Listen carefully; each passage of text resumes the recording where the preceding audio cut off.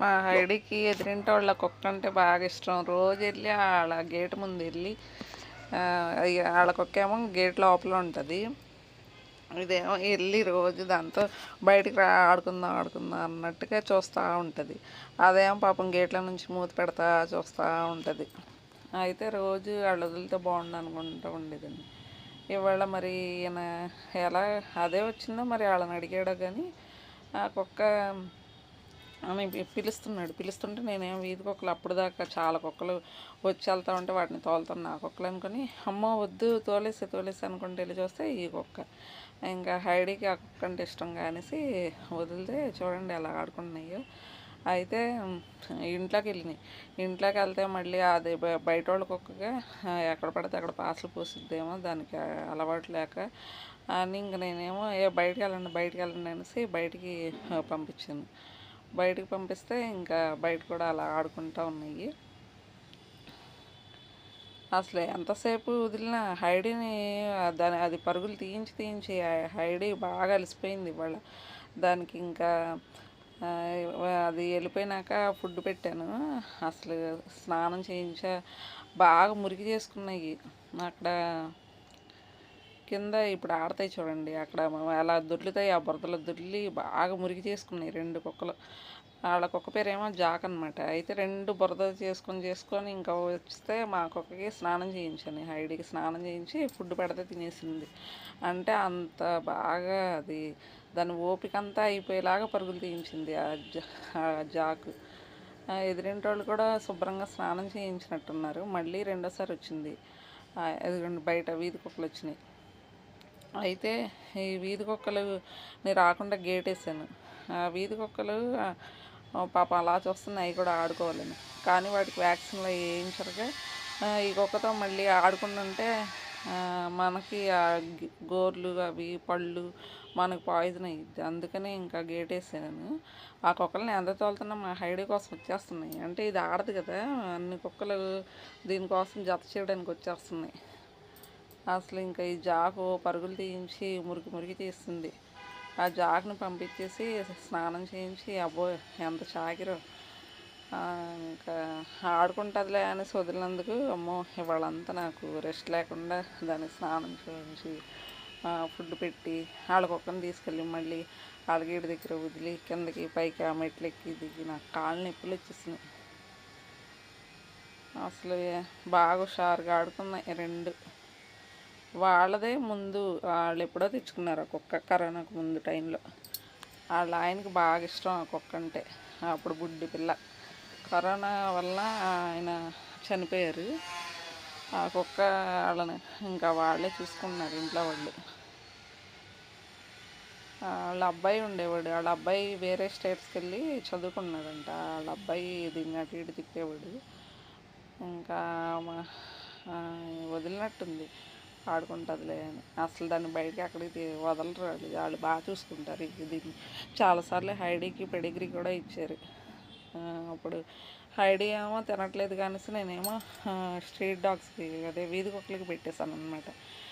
వీధి కుక్కలు పెట్టేస్తే ఇంకా లాస్ట్కి వచ్చేసరికి మళ్ళీ ఒకసారి పెట్టి చూద్దామని పెడితే అప్పుడు తినేది ఇది అయ్యా మొత్తం పెట్టేశాను వాటికి అని. పెడిగ్రీ మనలాంటి మిడిల్ క్లాస్ ఫ్యామిలీలు ఏం కొంటారు అంతంత రేట్లు పెట్టి. దీనికి మామూలుగా నాకు వీలైతే అవి పెడతా ఉంటాను.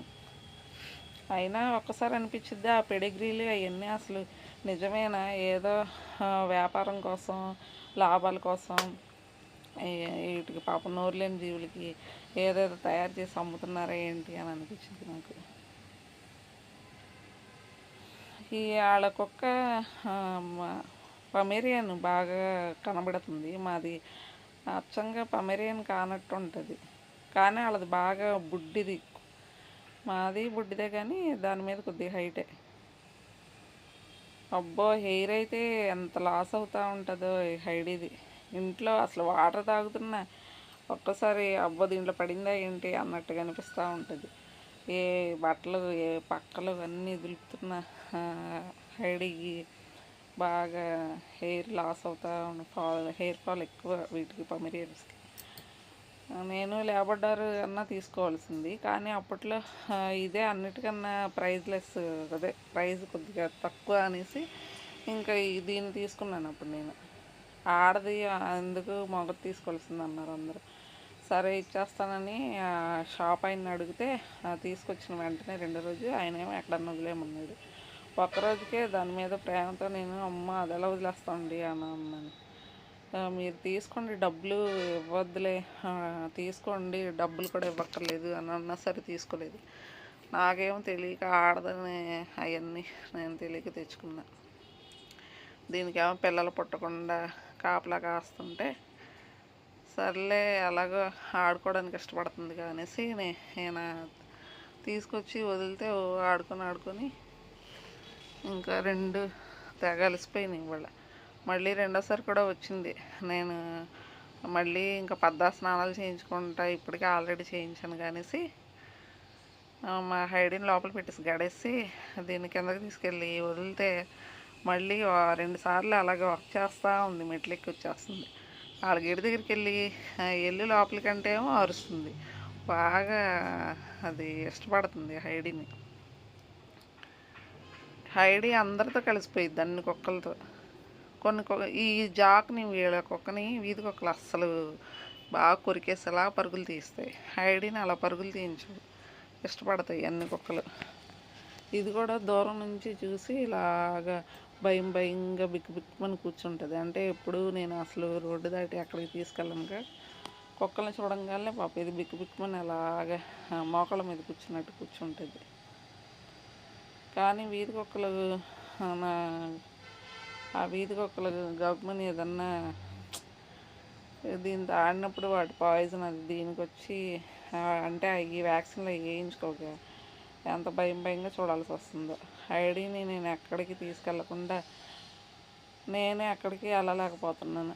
మా కుక్క అయితే బయట వదిలేసి వెళ్ళిపోయేదాన్ని. ఆడకుక్క గవర్నమెంట్ ఎవరన్నా మా గేటుకి గడేసినప్పుడు ఆ గెడ తీస్తే బయట వీధి కుక్కలన్నీ ఇంట్లోకి వచ్చి ఇది ఇంకా జబ్బు చేసి మనకి హాస్పిటల్ చుట్టూ తిరగాల్సి వచ్చింది. ఇప్పటివరకు హెల్తీగా ఉంది. హైడీ హెల్త్ మాత్రం మంచిది, ఎప్పుడూ ఇబ్బంది పెట్టదు. మొన్న ఒకసారి కుంకుకాయ రసంతో దీనికి బాగా అదైతే భలేగా క్లీన్ అయిన ఫీలింగ్ వస్తుందని కుంకుడుకాయ రసంతో స్నానం చేయించి ఇంతకుముందు చాలాసార్లు చేయించాలి అండి. అయితే కుంకుడుకాయ రసంతో చేయించి నేనేమో వేడి నీళ్ళు అయిపోయినాయి. ఇంకా చల్లనీళ్ళు పోయాలంటే మరి చలికాలంగా వేడి నీళ్ళు అయిపోయినాయి. సరే అవి అయిపోయినంత వరకు పోస్తాను అలా పాదాల దగ్గర నేను బాగా వాటర్ అప్లై చేయలేదనుకుంటా. అసలు వేళ్ళ మధ్య ఫంగస్ లాగొచ్చి కుంటుతా నడుస్తూ ఉంటే నేనేమో ఏం చేయాలో తెలియక అని అడిగితే పసుపు రాయమన్నాడు, టర్మరిక్.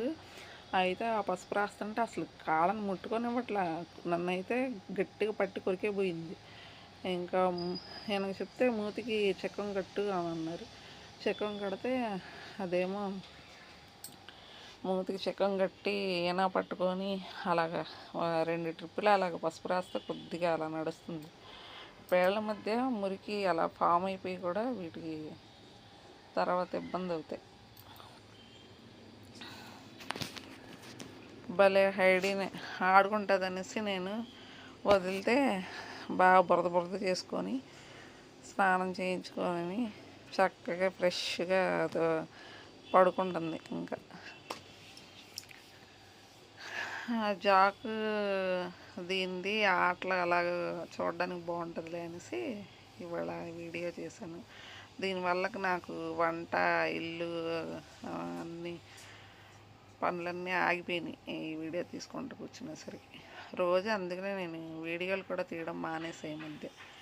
ఈ వీడియోలు చేసుకుంటా ఈ ఎడిటింగ్లు చేయడానికే టైం సరిపోయిద్ది. ఆ ఎడిటింగ్ కూడా నాకు పెద్దగా ఏం రాదు. బ్యాక్గ్రౌండ్ సౌండ్లు భలేగా మాటలు అవన్నీ బాగా పెడతారు. అవన్నీ మరి వాళ్ళు డబ్బులు ఇచ్చి చేయించుకుంటారో లేకపోతే వాళ్ళకి వచ్చో తెలియదు. కానీ ఇవ్వండి కబుర్లు. మా హైడీని ఏం చేస్తానో చివరికి నాకేం అర్థం కావట్లే. ఎక్కడన్నా తీసుకెళ్ళి వదిలేద్దాం అంటే పాపం ఒక 4 గోడల మధ్య ఉంది. ఇంకా ఎక్కడైనా ఫుడ్కి ఇబ్బంది అయిద్దామని చాలామంది ఏమో ఇంజక్షన్ వేయించేస్తారు. మరి మనం పెంచిన ప్రేమ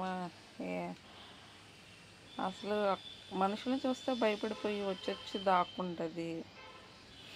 నేను కనబడకపోతే అరుస్తూ ఉంటుంది. దీనికోసం నేను ఇంకెన్ని సంవత్సరాలని నేను ఎటు కదలకుండా ఇంట్లోనే ఉండాలి. ఒక విధంగా నాకు బాగా హెల్ప్ చేస్తుంది. ఒక్కదాన్నే ఉన్నప్పుడు భలే తోడు ఉంటుంది. మనకి బాగా బాధగా ఉన్నప్పుడు దాంతో ఒక 2 నిమిషాలు ఆడుకుంటే మన బాధ అంతా పోయిద్ది. మొత్తానికి జన్మలో నాకు మంచి ఫ్రెండ్ అయ్యింది హైడి. బుద్ధులు కూడా మంచివి. అసలు మేము రాత్రులు పడుకుంటుంటే ఏమి డిస్టర్బ్ చేయదు. చక్కగా ఒక దోమతెర అది వేసి మాతో పాటు పడుకోబెట్టుకుంటాం.